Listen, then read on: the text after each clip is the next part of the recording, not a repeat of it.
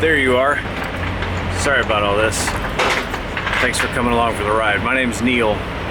My wife Jean and I and our family, we're literally on the road right now, driving to Columbus, Ohio. And this is our, here, I'll show you. This is our Penske truck. This is literally everything that we own is all in one giant truck. We're headed back to Columbus right now. I need to get fuel here really quick. Customer 48. Your shower is ready.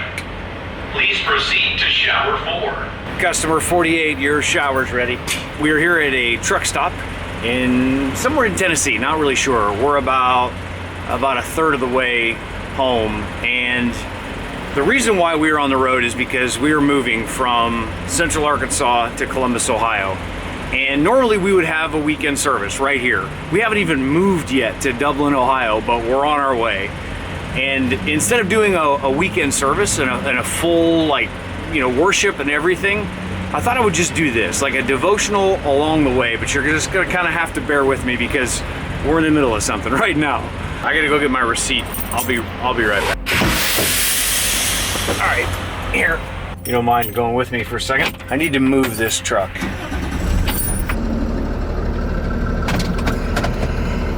This is exactly how far we are driving. That is 763 miles today. And my family is in a car and a truck right over there. And you might ask yourself, like, okay, Neil, why are you doing this? Like, what's the point? Why are you driving this far?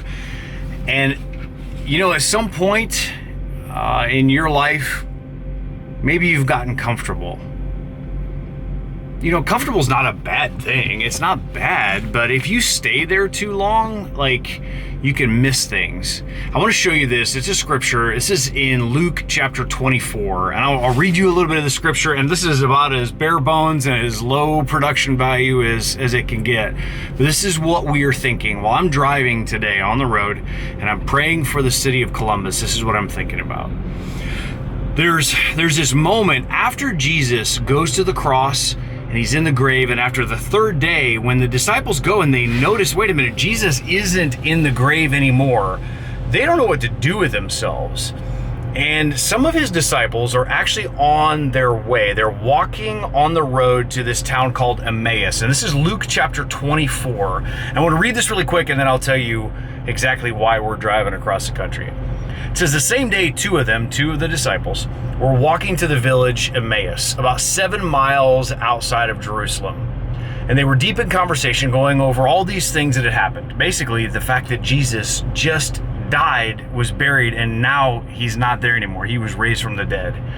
In the middle of their talk and questions, Jesus came up and walked along with them. Think about that for a second. He's dead. They noticed that the grave is empty, and all of a sudden Jesus is walking right there with them. It says, but they were not able to recognize who he was. Kind of mind-boggling. Now Jesus asked, he said, what's this you're discussing so intently as you walk along? And they're walking along, Jesus shows up, and he says, what are you talking about? Like, what's going on? So they stood there, long-faced, like they had just lost their best friend. And then one of them, his name is Cleopas, and he said, are you the only one in Jerusalem who hasn't heard what's happened during these last few days? And then they go on for this literally the rest of this chapter, and they're explaining to Jesus what happened to Jesus. And he says, so some of our friends, they went off to the tomb to check it out, and they found it empty, just like the woman said that it was, but they didn't see Jesus. They're complaining about these other guys not seeing Jesus. And then Jesus said to them, you're so thick-headed, so slow-hearted. Why can't you simply believe all that the prophets said?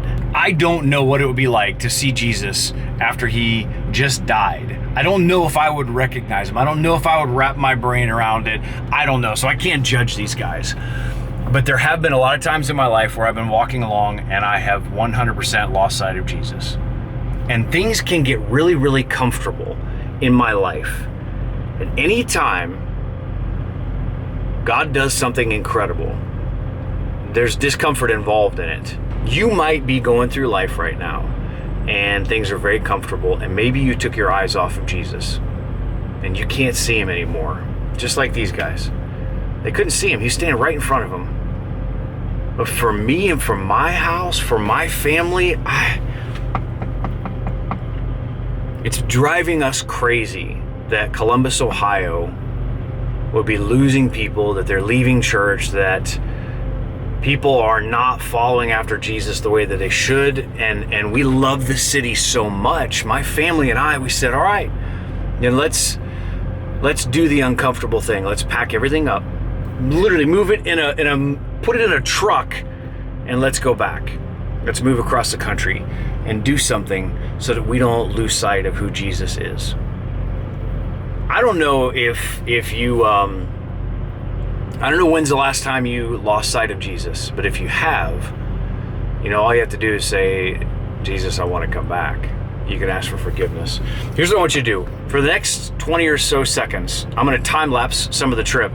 And I just want you to think about it for a minute. I want you to just sit there and think, when is the last time I was really, really connected with Jesus? If it's been a long time, take a minute and just tell him you miss him. Tell him you want to come back. And then I'll jump in at the next stop, and I'll tell you what I do in that situation to get my mind and my heart right again. And we'll go through that together. Take a minute and talk to the Lord.